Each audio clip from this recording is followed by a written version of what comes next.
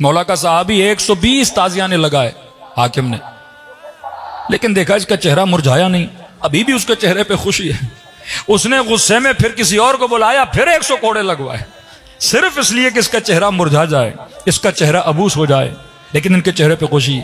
जनाब जुबैर, सईद इब्न जुबैर, हज्जाज इब्न यूसुफ ने बुलाया।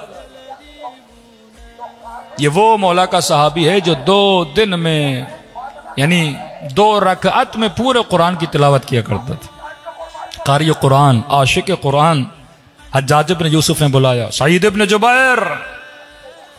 हज्जाज के दरबार में इस जालिम हाकिम के सामने सईद को खड़ा किया गया। कहा बता तेरा नाम क्या है? कहा कि मेरा नाम सईद है। कहा नहीं, बोलो तेरा नाम शकी है। कहा मैं कैसे बोलूं, मेरा नाम रखा गया है सईद। फिर कहा नहीं, तेरा नाम सईद नहीं है, तू शकी है क्योंकि अली का आशिक है। कहा मेरे सवाल का जवाब दे। कहा कौन सा सवाल? कहा ये बता, अली को अफजल मानता है या खुलफा को अफजल मानता है? जनाब सईद ने कहा जो अल्लाह की दरबार में अफजल है वही मेरी दरबार में अफजल है, जो अल्लाह की दरबार में कमतर है वो मेरी दरबार में कमतर है। का सीधा जवाब दे, बात को घुमा नहीं। अली को अफजल मानता है या खुलफा को अफजल मानता है? का बता तो रहा हूं, जो अल्लाह की दरबार में अजीज है वो मेरी दरबार में अजीज है, जो अल्लाह की दरबार में जलील है वो मेरी दरबार में जलील है। का मैं तुझे कत्ल करूंगा।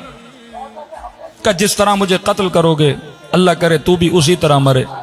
का तू क्या समझता है कि तेरी बद्दुआ मुझे लग जाएगी? का मेरा काम है दुआ करना, लगे या न लगे। का बस इतनी दुआ मैं जरूर करूंगा, जनाब सईद ने कहा कि ऐ काश तेरे हाथों से ये आखिरी कत्ल हो जो तू अली के चाहने वाले का कर रहा है। मैंने इतनी इबादतें की हैं, खुदा ये तो मेरी दुआ कबूल करेगा कि अगर मैं मारा जाता हूं तेरे हाथ से, वह आखिरी बंदा हूं जिसे मारा जा रहा है।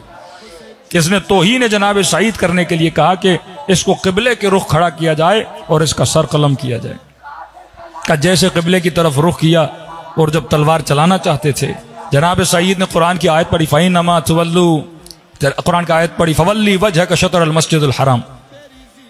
जैसे उसने आयत सुनी का इसका सर किबले से हटाओ, दूसरी तरफ जाके इसको ज़बह करो। जनाब सईद को घुमाया, फिर मुस्कुराकर आयत पढ़ी, फ़इन्नमा तुवल्लू फसम्म वजहुल्लाह, जहां भी चेहरा करोगे वहां परवरदिगार आलम है। इसने कहा इसको जमीन पर लेटा के इसका सर कलम करो। और जब जनाब सईद को जमीन पर लेटाया गया तो फिर इसने कुरान की आयत पढ़ी, तुझे इसी मिट्टी से बनाया गया है और इसी मिट्टी में मिलाया जाएगा। इसने देखा सईद के चेहरे से खुशी जा ही नहीं रही है। ये कौन सी खुशी है? ये तमस्सुक विलायत अहले बैत की खुशी है। वो शहादत को अपने लिए गम नहीं मानते थे, खुशी मानते थे। इस असहाब इमाम का सर कलम हुआ, लेकिन तारीख लिखती है सईद की दुआ कबूल हुई। विदिन 15 डेज, 15 दिन में हज्जाज को एक ऐसी बीमारी हुई जिस बीमारी का किसी हकीम के पास इलाज नहीं था।